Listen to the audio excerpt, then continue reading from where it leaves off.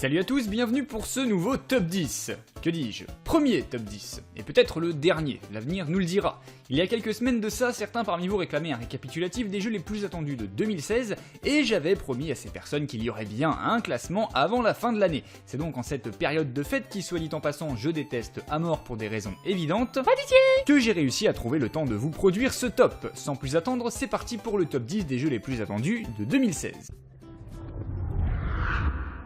Numéro 10, Recore. Exclusivité Xbox One développée en collaboration par le studio Armature à qui l'on doit Metroid et Keiji Inafune à qui l'on doit Megaman, Recore ne s'est dévoilé pour l'instant que sous la forme d'une cinématique. Le jeu nous mettra dans la peau de Joule, une des dernières habitantes de la planète Terre, très mal en point.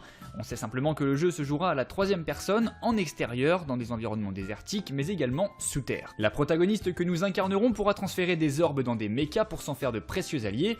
La cinématique superbe et les personnes aux manettes font qu'on ne peut pas s'empêcher d'attendre Recore de pied ferme. Numéro 9, Street Fighter V. Les amateurs de jeux de baston l'adorent déjà, mais ils seront comme d'habitude intransigeants face au nouvel opus de la licence la plus célèbre de l'histoire des titres de combat. On attend le lot de débats sur le nouveau look de Ken, sur le retour de Camille dont les joueurs japonais boutent déjà l'aspect trop occidentalisé, ou le style très corps à corps du guerrier aztèque appelé Nekali. Mais les joueurs seront surtout attentifs à la qualité des modes en ligne, aux évolutions du gameplay et à la politique de DLC mise en place par Capcom. Quoi qu'il en soit, il y a des pouces qui vont être martyrisés dans pas mal de chaumières. Numéro 8, Shadow Warrior 2. Après un premier épisode fort bien accueilli à l'époque, voici la suite du FPS barré édité par Devolver Digital et développé par Flying Wild Dog. Les joueurs devraient se régaler à nouveau dans un jeu 100% action, au rythme endiablé, bénéficiant d'une atmosphère unique mêlant humour gore, culture japonaise et esprit badass. Shadow Warrior 2 reprendra les solides bases de son aîné et y ajoutera un mode coopération ainsi qu'un armement plus varié, car oui, n'oublions pas que cette licence est l'une des rares à offrir un système équilibré entre corps à corps façon Kill Bill et gunfight survitaminé à la Doom. Pour incarner Lo Wang et découper avec précision du démon ou descendre du mafieux, les joueurs pourront toujours affûter leurs lames et nettoyer leurs canons d'ici à la sortie du titre annoncé pour 2016, sans plus de précision.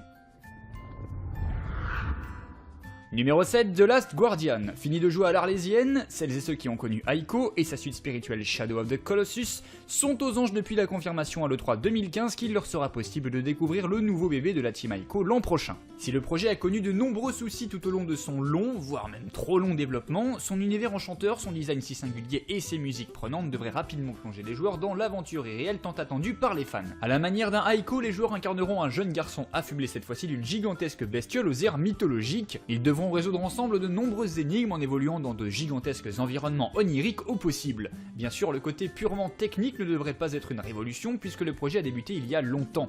Mais gageons que The Last Guardian aura bien d'autres atouts à faire valoir. Voilà en tout cas une exclusivité intéressante pour la console de chez Sony.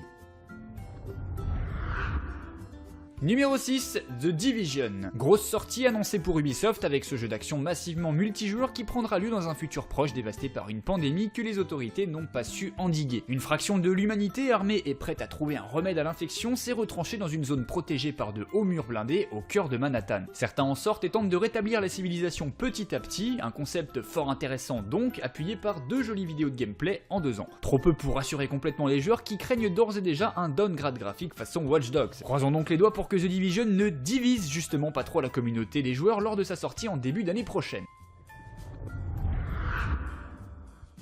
Numéro 5, Battleborn. On l'attendait pour 2015, finalement le jeu développé par Gearbox ne sortira qu'en 2016. À son compteur 25 personnages à débloquer, tous annoncés comme très différents. Ce mélange entre MOBA et FPS, accès online coopératif à 5 joueurs et compétitif en 5 contre 5, devrait normalement fédérer une communauté avide de challenge et de nouveautés. Pour ce faire, il devra allier un gameplay FPS au moins aussi bon que celui de Borderlands à une stabilité exemplaire des serveurs. Et aussi, pourquoi pas, une campagne coopérative réussie. Il nous tarde donc de savoir enfin ce qu'a ce Battleborn dans les tripes. Rendez-vous en 2016. Numéro 4, Quantum Break. Alors qu'on avait véritablement trop peu d'informations et de vidéos à se mettre sous la dent concernant Quantum Break... Ah, c'est vrai, certains d'entre vous n'ont peut-être jamais entendu parler de Quantum Break. Alors, explication. Quantum Break est un titre développé par Remedy, un studio finlandais à qui l'on doit notamment Max Payne ou Alan Wake, un jeu dont on sait qu'on peut en attendre des merveilles vu le pédigré de ses géniteurs en matière de jeux vidéo, mais dont on se demande pourquoi.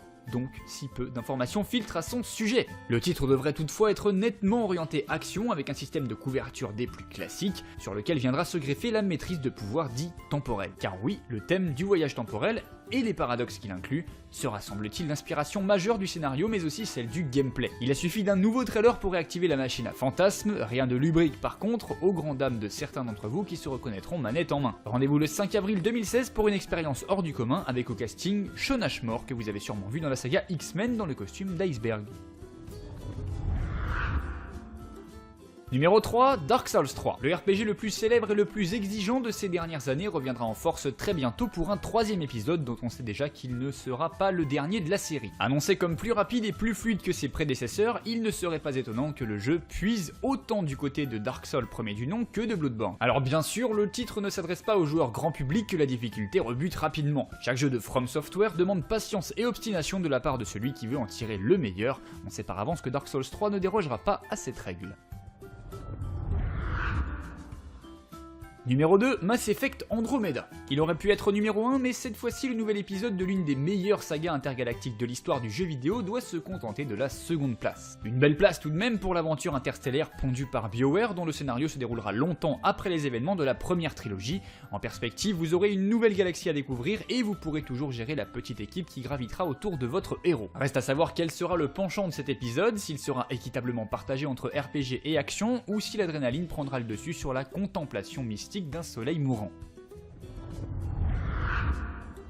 Numéro 1, Horizon Zero Dawn, une chasseuse de méca dinosaures à l'arc bien bandé, avec une dégaine de teufeuse du Néandertal s'il vous plaît, va faire parler d'elle en 2016. Car oui, ce sera bien elle l'héroïne du prochain jeu développé par le studio Guerrilla, à qui l'on doit d'excellents épisodes de la série Killzone. Dans cette action RPG futuriste dont l'univers évoque un mélange réussi entre Enslaved et Monster Hunter, il s'agira d'apprendre à traquer les animaux, à se cacher, à améliorer ses compétences, afin de survivre dans un monde ouvert où toutes les hauteurs seront accessibles. Si ce jeu de rôle orienté action bénéficiera de quelques modalités en ligne, c'est surtout le solo qui fera parler la poudre. Ou plutôt vibrer la corde, puisque dans le jeu c'est un arc, tu vois.